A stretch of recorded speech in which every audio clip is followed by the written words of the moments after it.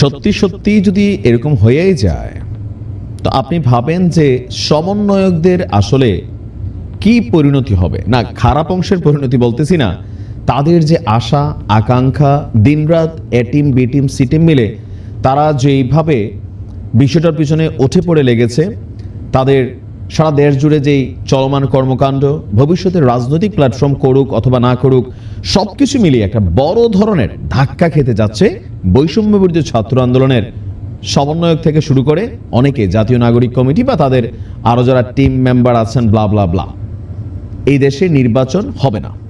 তারা আওয়ামী লীগের বিচারের আগে সরকারকে নির্বাচনের ইস্যুটা থেকে দূরে থাকার জন্য কিন্তু বারবার আহ্বান করছে। কিন্তু আমরা দেখেছি আমাদের প্রধান উপদেষ্টা বলছিলেন যে 2026-এর মাঝামাঝি অথবা 25-এর শেষে, তো ডক্টর আসিফ নজরুল ইসলাম বলছিলেন আবার 26-এর মাঝামাঝির একটু পরেও হতে পারে। কিন্তু আমাদের স্বাস্থ্য উপদেষ্টা যিনি আছেন তিনি কালকে যে বক্তব্য দিয়েছেন, এখন এই বক্তব্যটা হতে পারে আজকে প্রেস উইং থেকে ঘোষণা আসতে পারে, এটা স্বাস্থ্য উপদেষ্টার নিজস্ব বক্তব্য, এটার সাথে সরকারের কোনো সংশ্লিষ্টতা নেই। তো এরকম আমরা অনেক সময় দেখেছি। স্বাস্থ্য উপদেষ্টা নূরজাহান বেগম, ফরহাদ মাজারের স্ত্রী, তিনি বলছেন যে প্রধান উপদেষ্টা ঘোষিত রোডম্যাপ অনুযায়ী এই ডিসেম্বরে জাতীয় নির্বাচনের আশা করা হচ্ছে। এখন হঠাৎ করে কেন 6 মাস 8 মাস লাভ দিয়ে সামনে চলে আসলো, অথবা ডক্টর ইউনূসের কথাটা কেন ফোকাস করা হচ্ছে? কারণ বিএনপি বলছে আগামী 6 মাসের মধ্যে নির্বাচন দিতে হবে, আর যদি না দেয় এ নিয়ে তারা মাঠে নামবে। বিরাজনীতিকরণ 111-এর মতন যদি এরকম কোন রকম পরিকল্পনা থাকে, সেটাকে নস্যাৎ করে দেবে দেশের জনগণ।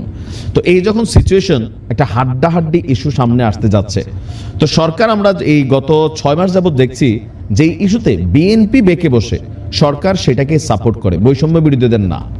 যদি বৈষম্য বিরোধীদের সাপোর্টটাকে সরকার মেনে নিত বা তাদেরকে সাপোর্ট দিত, তাদের ইচ্ছাগুলোকে, অনেক কিছু এখানে ঘটতো। কিন্তু দিন শেষে যেটাতে বিএনপির না থাকে সেটা কিন্তু সরকার করে না, ওইটাই হয় ঘুরাফিরা যেটাতে বিএনপি হ্যাঁ বলে। কারণ ম্যাক্সিমাম মানুষই মনে করছে আগামীতে একটা সুষ্ঠু নির্বাচন হলে বিএনপি রাষ্ট্র ক্ষমতায় চলে আসবে, যত দ্রুত হবে বিএনপি তত দ্রুত আসবে, লেট হলে একটু ঝামেলা হইতে পারে। তো আমাদের নূরজাহান আপা বলছেন যে ডিসেম্বরের মধ্যেই সব সংস্কার বর্তমান সরকারের পক্ষে সম্ভব নয়, তবে জনগণ অধিক সংস্কার চাইলে নির্বাচনের সময় আরো বিলম্বিত হতে পারে। এখন হুই ইজ জনগণ?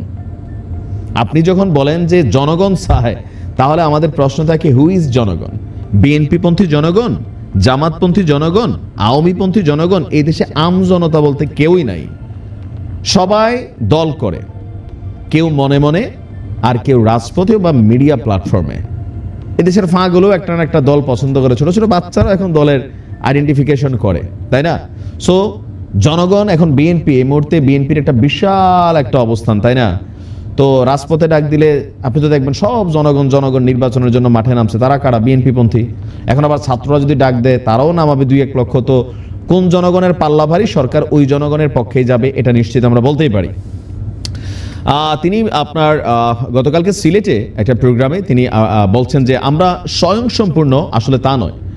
আমাদের চলসহ নিত্য প্রয়োজনীয় পণ্য আমদানি করতে হয়, ডলার সংকট আছে, আগের সরকারের করা ঋণগুলোকে পরিশোধ করতে হচ্ছে, এটা সত্য।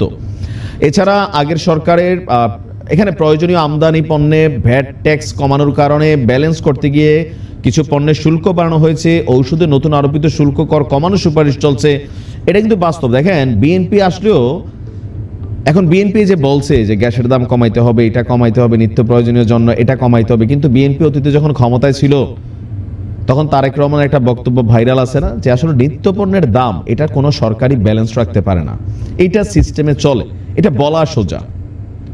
কারণ আগের সরকারগুলা যে পরিমাণ লোন টোন ঋণ লুটপাট করে যায়, পরের সরকার আইসা প্রথমে ওইটাতেই ধাক্কা খায়। যে কোনো সরকারি রাষ্ট্র ক্ষমতায় বসলে তাদেরকে চ্যালেঞ্জ গ্রহণ করতে হবে, এটা হচ্ছে প্র্যাকটিক্যাল আপনার বর্তমান অবস্থা। তো আমাদের স্বাস্থ্য উপদেষ্টার বক্তব্যে, তো এখন আমাদের উপদেষ্টাদের বিভিন্ন বক্তব্যকে যদি আমরা ফোকাস করি, তাহলে সমন্বয়কদের জন্য একের পর এক দুঃসংবাদ আসতেছে। দুঃসংবাদ 2 কারণে। প্রথমত, তাদের ইচ্ছাগুলো প্রাধান্য পাবে না। দ্বিতীয়ত, বিএনপির লেজে যেভাবে সমন্বয়করা প্রতিদিন ঘুরিয়ে পেঁচিয়ে মানে কান চুলকাচ্ছে, ছাত্রদল নেতাদের বক্তব্য শুনছেন তো, দেখছেন তো, তাই না? যে যেই ঘোষণাপত্র আসবে এটা ইতিহাসের আস্থা করে নিক্ষেপ করে ফেলে দিবে। তো একটা আভ্যন্তরীণ দ্বন্দ্ব কিন্তু সমন্বয়কদের সাথে আছে। বিএনপি ক্ষমতায় আসলে এই সমন্বয়করা অনেকটা কোণঠাসা হয়ে পড়বেন। এটা 100% বাস্তব, কারণ তারা সম্পর্কটা নষ্ট করে ফেলছে। জামাতের সাথে খুবই সুসম্পর্ক, বাট জামাত এককভাবে রাজনৈতিকভাবে দল গঠন করবে বা সরকারে আসবে এটা এখন পর্যন্ত বাংলাদেশের মানুষ অনেকে বিশ্বাস করতে চায় না। তবে জামাতের কর্মীরা যথেষ্ট আত্মবিশ্বাসী, বলতেছে এবার চমক দেখাবো। জামাতও নানানভাবে তাদের কর্মকাণ্ড চালাচ্ছে। তো সকল কিছু মিলিয়ে 5ই আগস্টের শেখ হাসিনা সরকারের পতন ঘটানোর পর সমন্বয়কদের অর্জন বলতে আমি আসলে ওইভাবে কোনো কিছুই দেখি না। এখনো আহত যে ছাত্ররা আছে, চিকিৎসা পায় নাই, কেউ মাথার ভিতরে এতগুলো স্প্লিন্টার নিয়ে ঘুরছে, কেউ বিকলাঙ্গ হয়ে গেছে, কেউ পঙ্গু হয়ে গেছে, কারো চোখ নষ্ট হয়ে গেছে, সার্জিসদের বিরুদ্ধে প্রতিবাদের আওয়াজ উঠতেছে। সো এখানে কোনো কিছুই গোছালো না। কেউ কেউ বলছে তোমরা চিকিৎসা বাদ দিয়ে তোমরা রাজনৈতিক দল দিকে সফরের দিকে মনোযোগ দিছো, এমপি হওয়ার স্বাদ প্রকাশ করতেছো। ভাই আমরা হাসপাতালে কাতরাচ্ছি, আমাদের রক্তের উপর দিয়ে তোমরা গেছো। নানান বক্তব্য এখন মিক্সিং আছে। সো এমনি নিজেদের শক্তির অনেকটা ক্ষয় করে ফেলছে। আর বিএনপির সাথে এই বক্তব্য, কিছু কিছু বক্তব্য বিএনপিকে টার্গেট করে এগুলাতে হিতে বিপরীত হচ্ছে। তো সবকিছু মিলিয়ে 5ই আগস্টের পর এই সমন্বয়কদের বড় কোনো অর্জন আর আসলে হয়নি, বরঞ্চ তাদের সিদ্ধান্তগুলো থেকে মানে যে ডাকটা দিয়ে মাঠে নামে এরপরে কিন্তু আস্তে করে সরে যায়, দেন মানুষের কাছে হালকা হয়ে যায়।